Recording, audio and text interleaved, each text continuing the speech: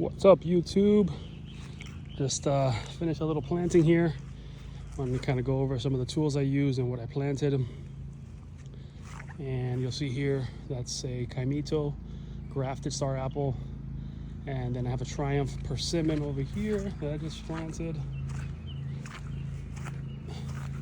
Looking good. It's got a little bit of new growth down there and over here.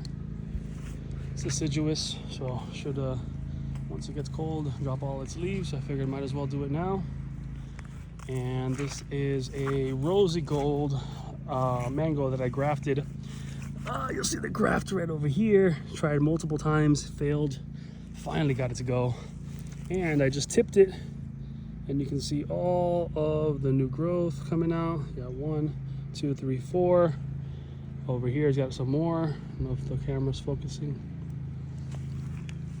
I just tipped this guy, hoping for it to branch out, and then I'm gonna graft that on this side, so the whole thing will be rosy gold. Sorry if my lens is dirty. I'm all full of compost, dirt, worms, beer, a little bit of everything. This is a grafted loquat. Variety is honeyquat. So super excited about this, man. This thing is so green. It's like forest green. Such a pretty plant. I highly recommend always putting loquats where you want to see them. So in my front driveway, I have a loquat right in the entrance, and then in my back entrance to the yard, I put a couple mangoes and then this little honeyquat right here. They're very, very, very nice ornamental looking fruit trees. So beautiful. Always want to have them up front and center. So basically what I did, you'll see I have the mushroom compost. So what I always do to make it simple, I have very sandy loam. I dropped mulch all around here. You can see those piles. One of my neighbors is a arborist, and I've had them drop, I don't know, maybe 30, 40 loads of mulch. So this whole entire area, all of this that you see here, was literally about a foot of mulch. It just basically broke down over about a year and a half. I can kind of show you guys.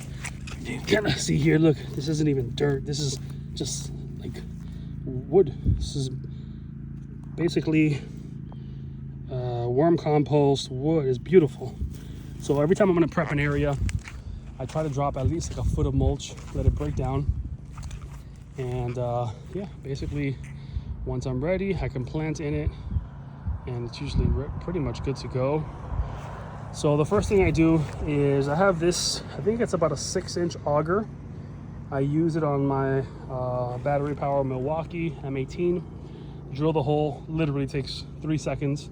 I dig real deep and then I backfill. Then I come in with a shovel, widen the hole depending on how big the plant is. Like this Kaimito was in a very big pot, in that huge one. I think that might be, I don't know, 15, 20 gallons. So that one I did a lot bigger. I had to open up the hole real wide. And then the other ones were pretty simple because they were smaller in smaller pots, as you can see in there. All of those pots were the ones that were over there. So I come in with my mycorrhiza in the bottom. I don't put anything other than the mycorrhiza. Enhances the root growth, adds to the quality of the growth and feeding, and allows for it to have less shock. Other than that, nothing goes back in the hole. So what I do typically is I backfill.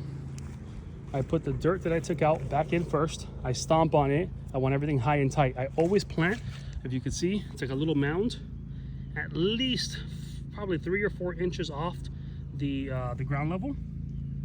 You can see, I mean, the ground is right here. That's about, I don't know, maybe 5, 6 inches. And then I backfill with the dirt. And then once I'm backfilled, I stomp it in with my feet. I weigh like 250, so really stomp it in good.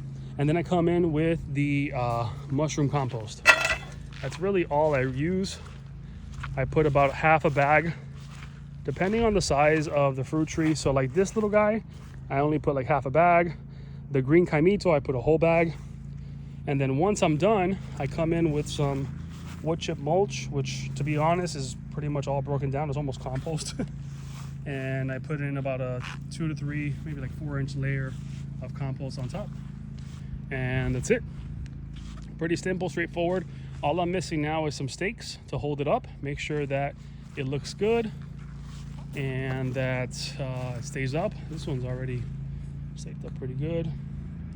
This guy's leaning a little bit, which I'll fix. I'm gonna tip a little bit, prune a little bit, but other than that, they're happy, they're healthy, they're in a new spot, and right in this new area that I'm planting in a bunch of mangoes, and then I got a bunch of avocados on this side. So these are all avocados. I'm gonna keep doing the rows, so I have a row back there, a row here, row here. I'm gonna have another one with this guy, and the last one here.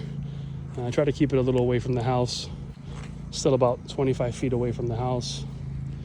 But yeah, that's pretty much it. This is what I do. If you have any questions, put them in the comments. Like, comment, subscribe, hit me up. I'm more than happy to help. I've only been doing this for about 2.5 years, but I live in YouTube. Got a PhD in YouTube gardening. So yeah, I love to connect. I'm in Loxahatchee, Florida. Hit me up.